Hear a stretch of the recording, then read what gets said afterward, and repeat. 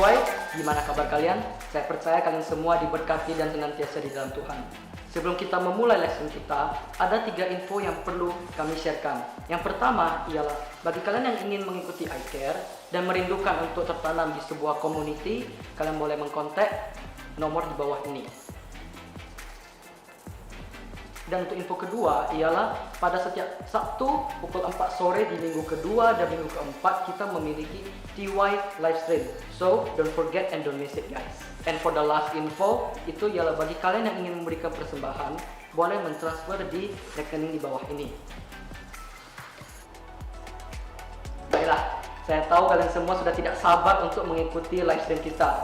So tidak tunggu lama-lama lagi, siapkan hati kalian dan marilah kita memuji nama Tuhan. Let's go!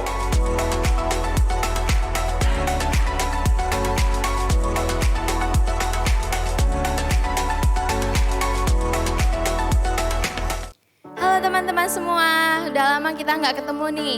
Jadi gimana kabar teman-teman semua? Kuharap teman-teman semua baik-baik aja ya. Kita udah mau mulai online service kita kali ini. Mari kita berdoa dalam. Bapa dalam surga, terima kasih Tuhan untuk hari Tuhan dan waktu ini Tuhan kami bisa berkumpul lagi Tuhan dalam online service kali ini Tuhan. Biarlah Tuhan sebentar lagi Tuhan kami akan memulai Tuhan present worship session Tuhan. Biarlah Tuhan Engkau yang memberkati kami Tuhan dan apapun yang Engkau mau sampaikan kepada kami Tuhan. Biarlah hal itu dapat bertumbuh dalam hati kami Tuhan dan berdampak pada hidup kami Tuhan. Dalam nama Tuhan Yesus kami sudah berdoa. Amin. Yuk guys, kita mau menyembah nama Tuhan kita karena Tuhan kita yang luar biasa. Dan janji-janji Tuhan gak pernah Tuhan ingkari. Karena janji Tuhan adalah ya dan amin. Let's go. Seperti mentari pagi, langkahku kau terangi. Selalu sertai. Katakan janjimu, ya dan amin. Terbukti kau genapi, teguhkan setiap hati. Yesus, padamu ku bersandar, janjimu yang setia sampai selamanya. Hey, let's clap our hands.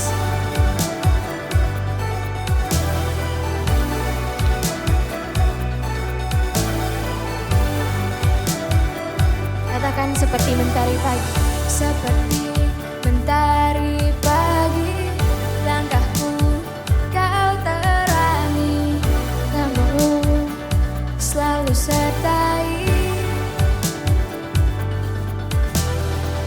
Janjimu ya dan amin, terbukti kau genapi, teguhkan setiap hati.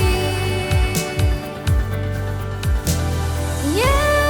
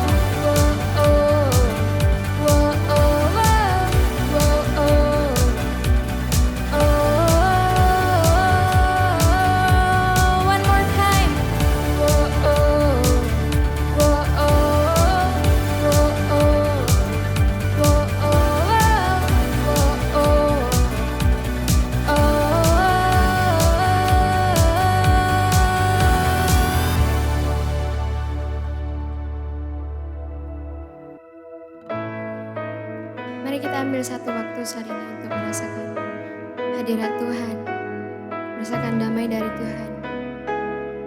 Apapun pergumulan, apapun beban pikiran yang saat ini ada dalam hati teman-teman, apapun masalah yang sedang kita hadapi, mari kita serahkan kepada Tuhan, kita lepas kepada tangan Tuhan. Karena Tuhan kita Tuhan yang setia, Tuhan yang selalu bekerja walaupun kita tidak bisa melihat. Tuhan kita yang tidak akan pernah meninggalkan kita. Tuhan kita yang berkata, tenanglah. Dari manakah pertolongan saat ku hilang harapan, namun selalu Dia bekerja. Walau ku belum melihat, tenanglah, Dia telah menanti. Sekalipun musim-musim terus berganti, bersabarlah, jangan menyerah.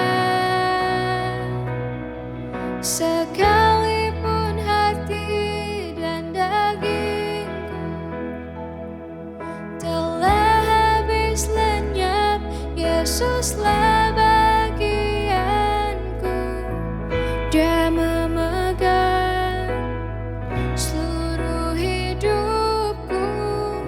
Ku percaya Dia Allah yang setia.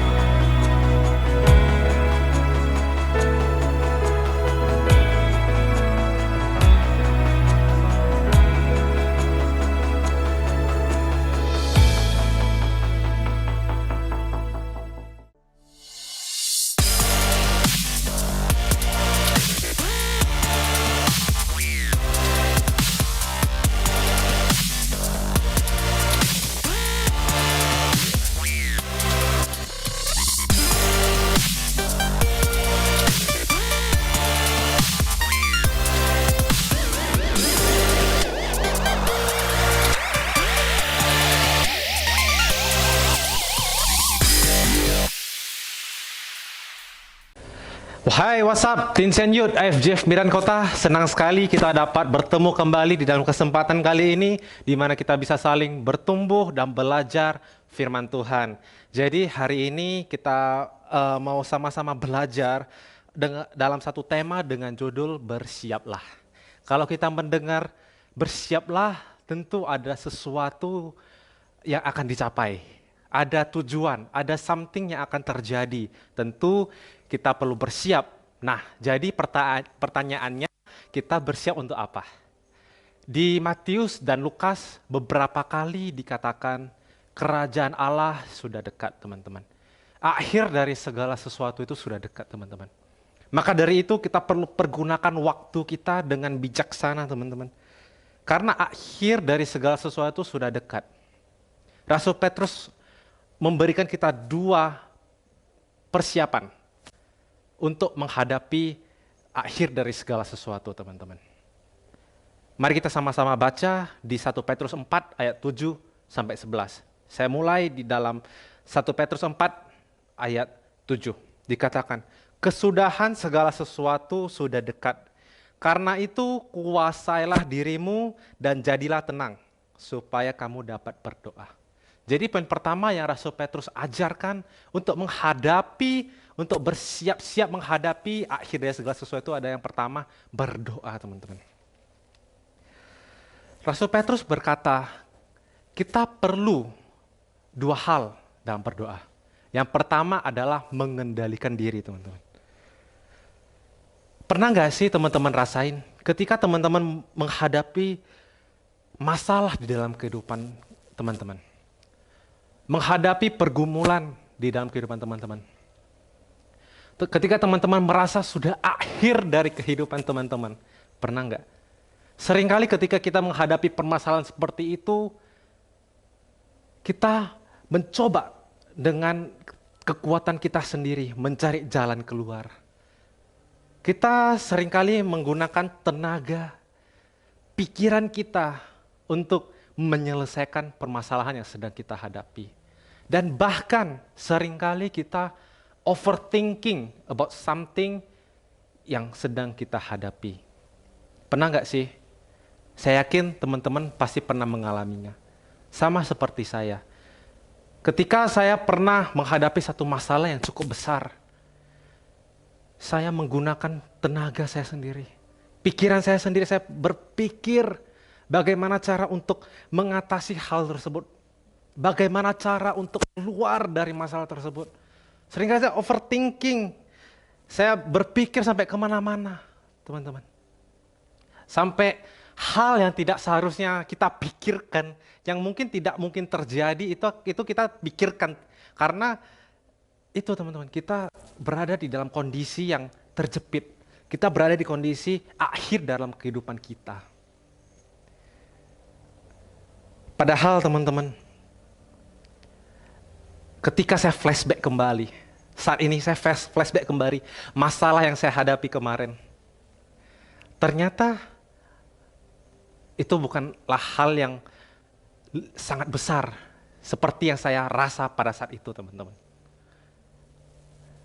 Maka dari itu, teman-teman, saya mau remind teman-teman, ketika teman-teman sedang menghadapi satu masalah yang besar, suatu pergumulan yang mungkin teman-teman sedang alami, teman-teman merasa sedang di dalam akhir dalam kehidupan teman-teman.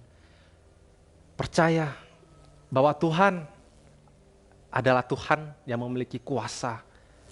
Tuhan yang menciptakan segala isi di bumi ini. Dia adalah Tuhan yang akan membantu teman-teman di dalam menyelesaikan masalah teman-teman. Tuhan adalah Tuhan yang sanggup mengubahkan segala sesuatu yang kita rasa tidak mungkin menjadi mungkin, teman-teman. Maka dari itu, teman-teman, pengendalian diri itu sangat diperlukan, teman-teman. Karena seringkali kita lupa bahwasanya Tuhan yang kita sembah itu adalah Tuhan yang hebat. Terkadang kita lupa Tuhan yang kita sembah itu adalah Tuhan yang tidur. Terkadang kita lupa bahwa Tuhan yang kita sembah itu adalah Tuhan yang hidup, teman-teman. Maka dari itu, teman-teman, ayo kita kendalikan diri. Ketika teman-teman merasa di satu masalah yang sedang terjepit, ayo, Tuhan masih mendengar doa teman-teman. Itu yang pertama, mengendalikan diri. Kedua, Untuk berdoa, kita harus jadi tenang, teman-teman, kata Petrus. Di sana dikatakan jadilah tenang, teman-teman. Bukan tenang ya, tapi jadilah. Ada kata action, ada kata kerja di sana. Ada kata jadi. Harus ada action kita. Terkadang kita, gimana ya teman-teman? Di Matius 26 ayat 41 dikatakan, roh memang penurut, tapi daging lemah. Seringkali ketika kita menghadapi suatu masalah, daging kita itu bergejolak. Daging kita itu merasa khawatir, kita merasa takut, jadi gak tenang teman-teman. Justru itu teman-teman, ketika kita di satu masalah, ketika kita di dalam satu pergumulan, yuk kita perkuat roh kita teman-teman. Kita jangan biarkan daging kita yang kuat, tapi biarkan roh kita yang semakin kuat teman-teman. Kita harus bilang kepada diri kita sendiri. Kita harus, roh itu lemah teman-teman. Justru itu kita perlu untuk menjinakkan daging yang begitu hebat ini. Kita perlu jadi tenang. Kita perlu satu hati yang sungguh-sungguh tenang untuk berdoa, untuk berbicara kepada Tuhan. Doa merupakan hal yang sangat penting, di mana berdoa adalah komunikasi antara kita dengan Tuhan. Doa itu seperti handphone teman-teman. Ketika kita menggunakan handphone untuk berbicara dengan orang lain, seperti itulah doa. Ketika kita berdoa, kita sedang berbicara kepada Tuhan yang menciptakan segala sesuatu di muka bumi ini. Ketika kita berdoa, kita sedang berbicara kepada Tuhan yang memiliki kuasa. Salah satu arti doa dalam bahasa Yunani berarti euchomai, teman-teman. Yang memiliki arti memberitahukan apa yang ada di dalam hati. Kalau bahasa gaul sekarang, teman-teman, itu namanya curhat. Maka salah satu arti dari berdoa adalah di mana kita boleh curhat kepada Tuhan yang Maha Kuasa, teman-teman. Maka dari itu, doa adalah nafas bagi orang Kristen. Karena kekristenan sendiri sesungguhnya adalah komunikasi atau hubungan yang kita bangun pribadi kita dengan Tuhan. Saya mau sharing teman-teman, the power of prayer. Pada saat saya sekolah dulu masih SMP, SMA, saya ingat ada satu guru saya, anaknya sedang mengalami satu penyakit yang cukup kritis teman-teman. Di mana penyakit itu membuat orang dewasa itu aja sulit untuk survive. Tapi anak ini masih kecil, masih berusia sekitar 8 tahun, masih SD teman-teman. Pada saat itu saya mempunyai kerinduan teman-teman yang sangat dalam untuk berdoa bagi anak guru saya tersebut. Saya berdoa setiap malam teman-teman, setiap mau doa malam, doa tidur, selalu saya doakan, saya bawa nama anak guru saya ini dalam doa saya. Saya doakan selama 3-4 tahun teman-teman. Praise God teman-teman. Anak itu ketika 4 tahun atau 5 tahun dikasih pengobatan dan segala macam. Tapi saya percaya anak itu sembuh. Dan memang sembuh karena mujizat Tuhan. Karena bisa impossible kita bilang bahwasanya anak kecil itu bisa survive dari suatu penyakit itu. Tapi saya yakin dan percaya the power of prayer dari teman-teman anak dari guru ini, the power of the prayer dari semua orang kepada anak ini yang mampu menyembuhkan anak ini. And praise God, ketika saya mendengar berita tersebut, saya sungguh sukacita. Meskipun saya nggak kenal siapa anak ini, saya cuma tahu mukanya, saya tahu namanya, tapi ketemu langsung nggak pernah. Dia juga nggak tahu saya, kita nggak saling kenal. Tapi ketika anak tersebut disembuhkan oleh Tuhan Yesus, ada sukacita yang luar biasa di dalam kehidupan saya. Saya amazed dengan the power of prayer. Karena Tuhan mendengar setiap doa yang kita panjatkan kepada Dia. Dengan hati yang sungguh-sungguh saya yakin dan percaya mujizat akan terjadi di dalam kehidupan teman-teman. So itu yang pertama dalam menghadapi akhir dari segala sesuatu, yang pertama adalah berdoa. Yang kedua, di ayat 8 dikatakan, Tetapi yang terutama, kasihilah sungguh-sungguh seorang akan yang lain, sebab kasih menutupi banyak sekali dosa. Jadi poin kedua adalah mengasihi sesama, teman-teman. Kalau teman-teman baca ayat tersebut sampai bawah, sampai habis, hal yang dikatakan Rasul Petrus adalah kita harus melayani orang lain dengan tujuan memuliakan Tuhan, teman-teman. Ketika kita mendengar kata melayani, saya harus mengubah sedikit stigma atau pemikiran dalam teman-teman. Melayani itu bukan melulu harus di gereja, teman-teman. Melayani itu bisa dimanapun dan kapanpun, teman-teman. Ketika kamu membantu orang yang kesusahan, teman-teman sedang melayani. Ketika teman-teman berdoa kepada orang yang sakit atau orang yang membutuhkan pertolongan, teman-teman sedang melayani. Ketika teman-teman memberi tumpangan bagi orang yang membutuhkan, teman-teman sedang melayani. Jadi setiap daripada kita bisa mengasihi sesama dengan melayani sesuai dengan talenta atau apa yang kita miliki, yang telah Tuhan berikan kepada kita. Seperti yang tertulis di dalam 1 Korintus ayat 12. Di mana kita semua mempunyai karunia-karunia yang unik, yang telah Tuhan taruh di dalam hidup kita. Jadi we are special, teman-teman. You are special.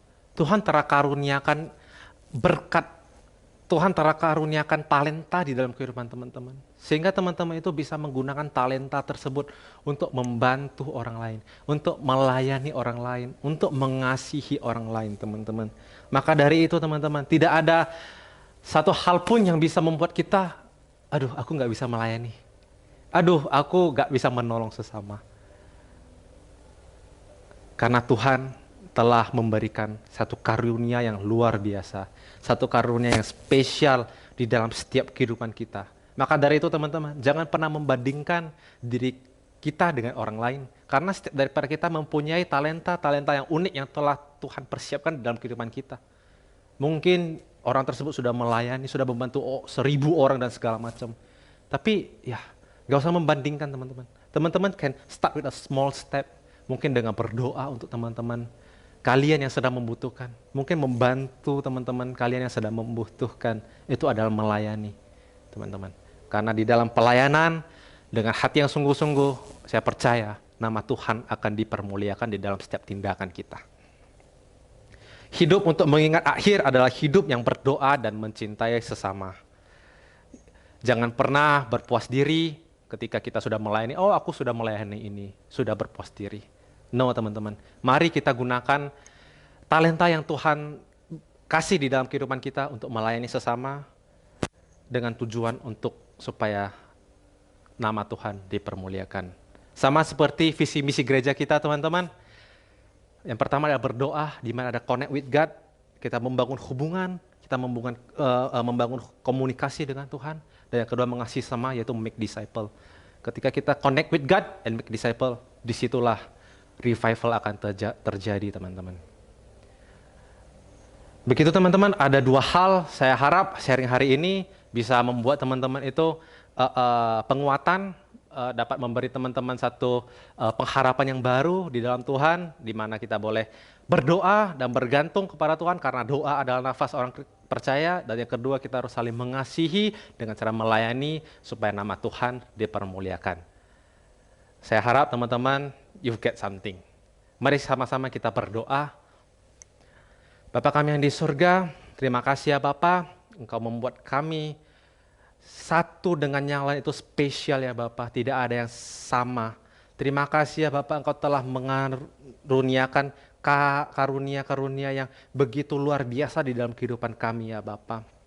Ya Bapa, hari ini kami mau komitmen ya Bapa, kami mau selalu berdoa, kami mau selalu ngobrol sama Engkau ya Bapa, kami mau curhat ya Bapa dengan Engkau tentang permasalahan kami ya Bapa, apapun, bukan cuma permasalahan ya Bapa, sukacita, apapun yang kami hadapi, kami mau cerita kepada Engkau ya Bapa.